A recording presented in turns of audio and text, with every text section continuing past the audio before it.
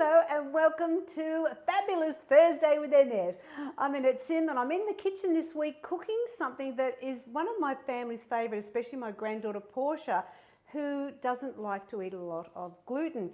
And has it been, it's Celiac Awareness Week. So I chose this particular recipe for you today, never made on the show before, because of that we wanted a really fantastic gluten-free recipe for you. So here we go, we're going into book 7 and this is the section that's so fantastic. It's the gluten-free baking and desserts, and I made this up to help Portia as well. And once I started writing recipes, I went, oh, I should put these in the book, which I did. So this is the recipe here we're making. We're making the Raspberry Friands. Now this is something you'd get in a cafe quite often. It's a good choice with a cappuccino or a skinnyccino, but you're going to be able to see how to make it. It's so easy. But the fact is that we really wanted to favour the whole gluten-free thing this week.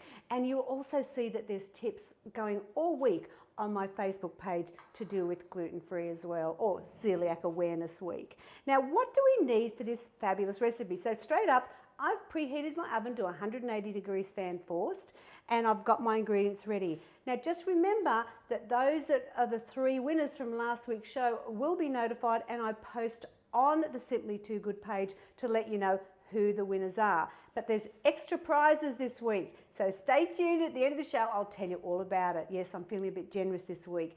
Okay, so Raspberry Friands makes 12, and you need 60 grams or 4 tablespoons of Floralite margarine. Now we're going to melt that, so I might just get that in straight up anyway. Put a bit of cling over the top so it doesn't splatter in the microwave. And I'm going to turn it down to the power to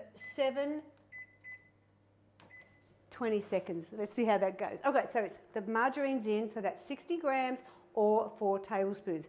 We've got 4 eggs, and we'll only use the whites. So you could actually buy the whites in the carton because that would help you, and it's 36 grams weight for 1 egg white. Okay, so just remember that. I just treat the yolk as like the shell and I throw it out. Or you could make up something for someone that doesn't worry about having a lot of egg yolk. So 4 eggs, half a cup of skim milk. Now we're using almond meal in this recipe, which is quite a traditional thing to use in anything gluten-free. So we've got the almond meal, which is just basically ground up, finely ground up almonds. We've got 1 1/4 cup of that and 1 1/4 cup of gluten-free icing sugar. And I think in Australia, I think all the icing sugars are gluten-free, but something to look at. Then we have the gluten-free plain flour. So we want 3/4 cup of that. I've got my cooking spray, and we're going to use a cup of frozen raspberries, and I'll tell you about the variations as we go along. All right, so let's start beating up the egg. I've got my sifter ready here as well. So we start with the egg whites, so we want 4. And this is such a delicious recipe. I just love it so much, and I often take it to parties, especially high teas or afternoon teas, because they're just a little bit special. All right, so 4 egg whites. The thing is with friands, I think you need the special friand tin, because they just don't look the same in a muffin tin. Honestly, they don't. You can buy friand tins in kitchen stores and online, so have a look for that. And I guarantee you, once you make the first batch, you'll be making them a lot, and they freeze really well. All right, so there's 4 egg whites. So all we have to do is beat them up. It's very easy to do this recipe. Honestly, there's no skill involved whatsoever, but they're certainly delicious to eat. And you can, as I said, you can freeze them. And that's the tin. So as you can see, it has a different shape to a traditional like muffin tin. It's more oval, okay? Some people put them in those little square little loaves as well.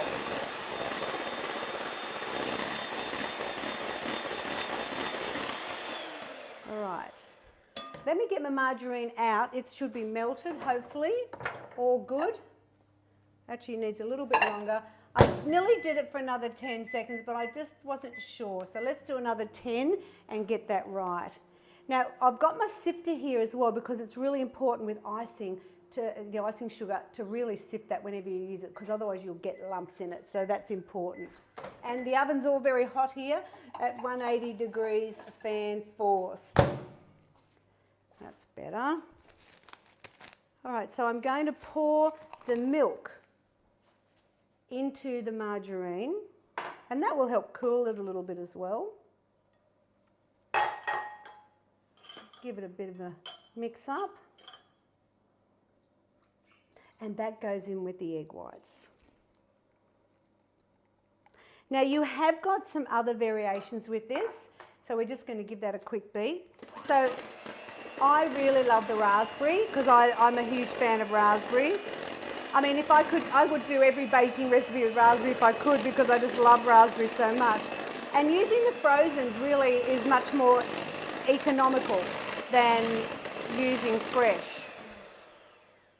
There we go. Now we're going to put in the almond meal, 1 1/4 cups,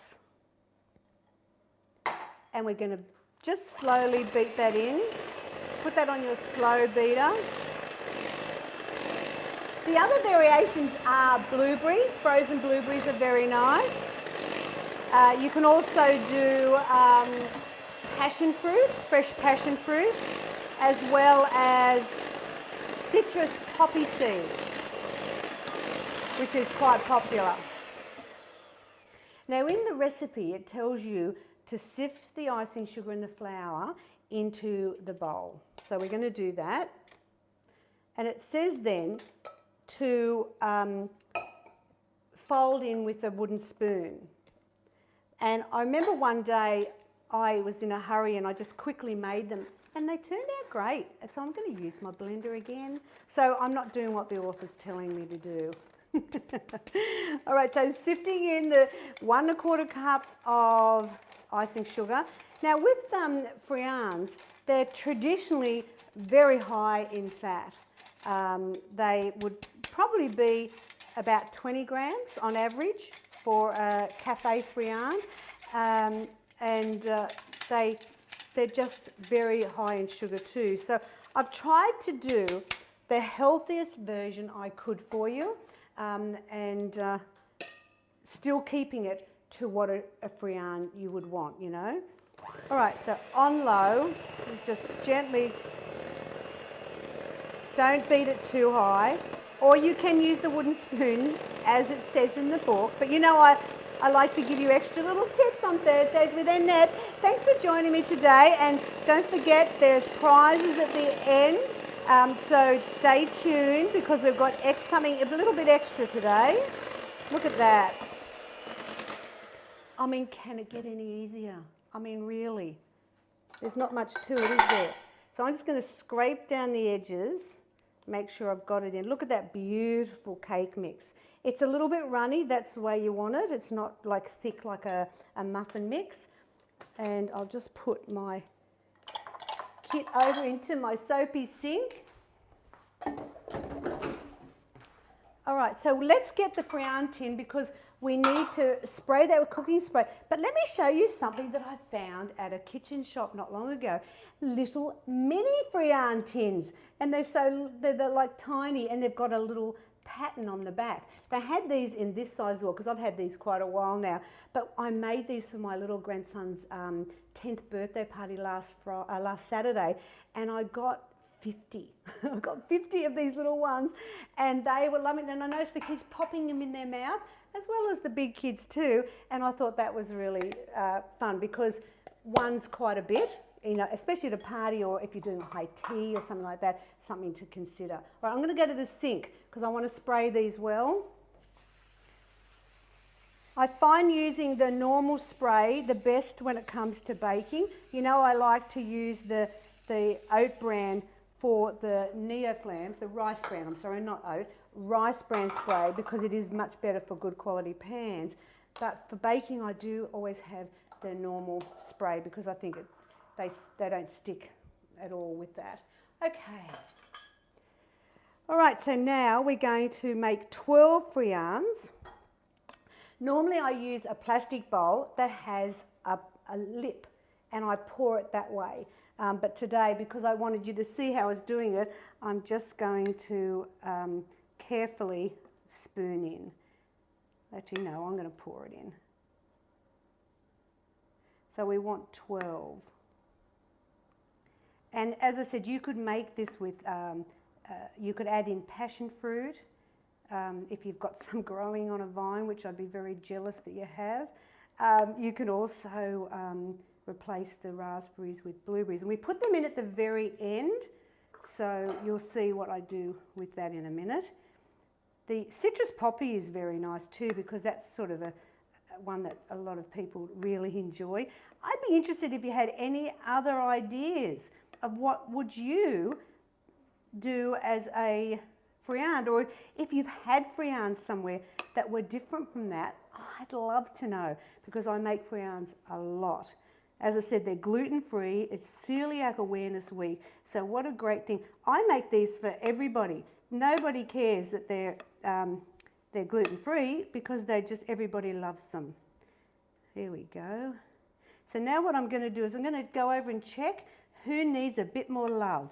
So let's just go over. It's always a good idea to just tread a bit carefully when you're pouring the mix out, so you can go back again with just that little bit extra to those that need it. And I find the friands are at their best when they've come out of the oven and just cooled, because they get quite a nice crispy top. And they are stupendous, I'm going to say.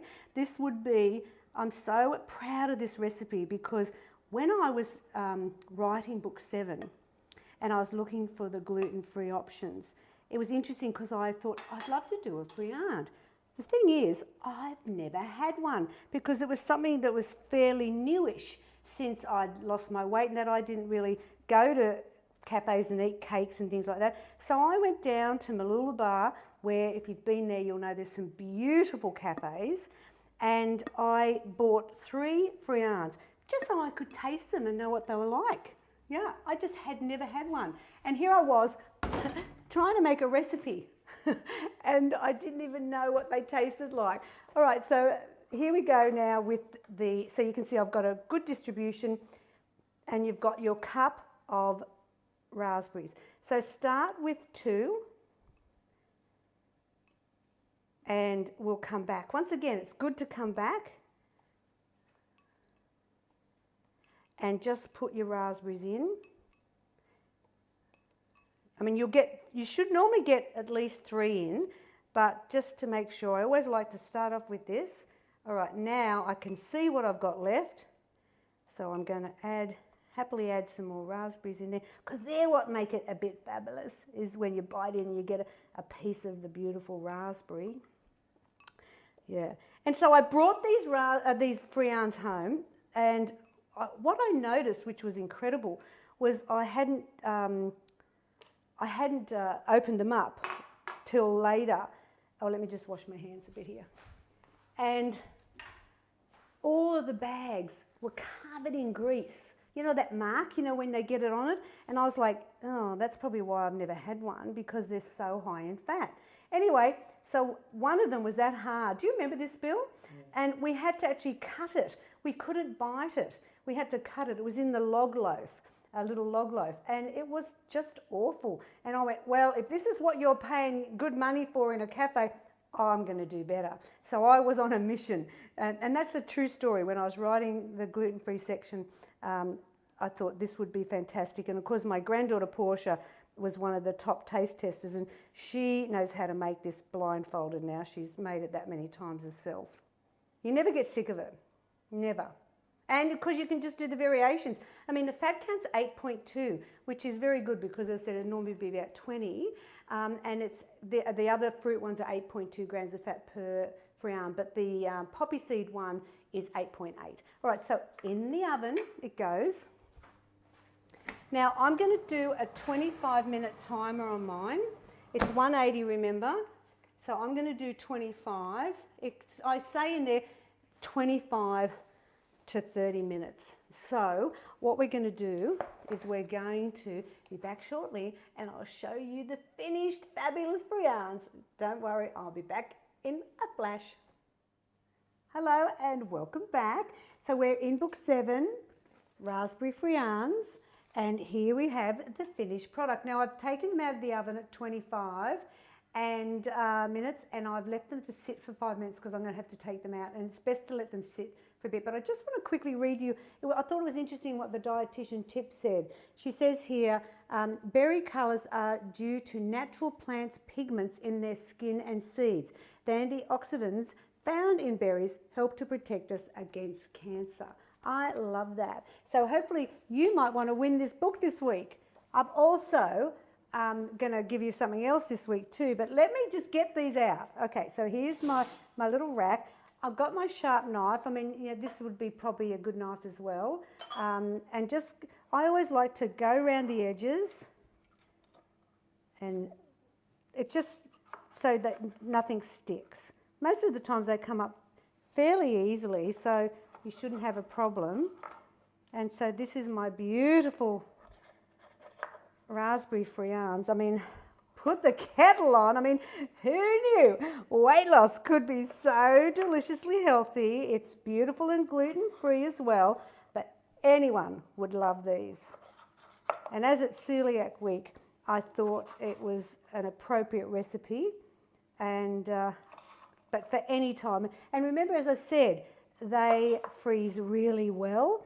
And if I'm doing it at a party, I tend to cut them in half unless everyone wants, you know, if there's a lot of food around, because they're not big, but they're a whole thing here. So you get 12 and they are 8.2 grams of fat. So in the soapy sink, my container goes. Remember, it is a particular Friand tin that you use. I have tried it in the muffin tin. It just doesn't look the same. It's a bit flatter and round. It doesn't just have that eye appeal. So I would suggest you give a Google to Friand tin. Now, as I said, it's celiac week, so I wanted to also offer you something else as a prize. So you're going to win, 3 lucky people will win book 7, so you get to make this recipe and all the other beautiful ones in there, because there's a whole section on gluten-free.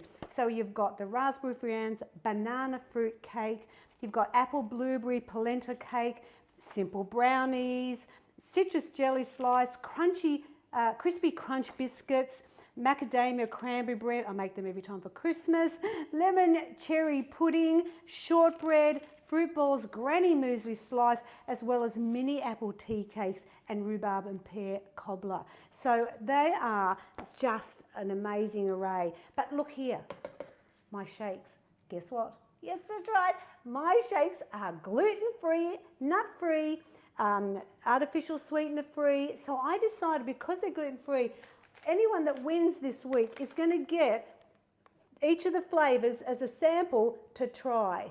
That's right. So you've got creamy vanilla, wicked chocolate, iced coffee, and the new dairy-free vanilla. So you get those with your book. That's right, as a prize. So how do you do that? Well, you like, share, and then in the comments, you hashtag Symply Too Good. Remember, SYMPLY Too Good. Write that in, and I'll pick 3 favourite people and I'll post it into the Symply Too Good page, so you can see. I mean, the winners will be notified, so you will definitely know about it, okay? Now, next week's show, I'm super busy about next week because I'm going to make 3 different styles of Parmigiana. So, you know, I'm using, there's chicken, I'm using veal. I'm going to show you 3 easy ways to enjoy Parmesan next week. So it's going to be a fantastic show. I'm super excited about that, because who doesn't love a good feed of Parmy? All right, so now for any more recipes or tips, or if you'd like to check out my shakes and my cookbooks, go to simplytoogood.com.au. All righty, well, you take care, and Raspberry Friands, tick, success. Bye now.